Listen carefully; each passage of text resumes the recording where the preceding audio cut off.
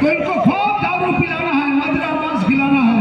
ठीक है, सुनिए लड़ाई के मैदान में जाएंगे ना। ठीक है, चलिए इनको जगाया जाए। कुंभकर्ण जागिए, जागो जागो कुंभकर्ण काका हो।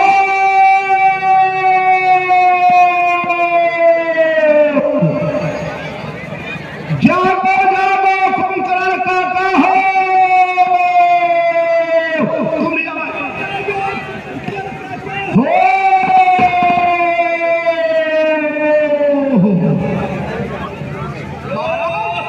चिल्ला चिल्ला लगा तो हमन के सांसा निकल जाए, लेकिन ये जगह ना आई। जाग नहीं रहे हैं, अब आगे क्या होना चाहिए? जागो जागो।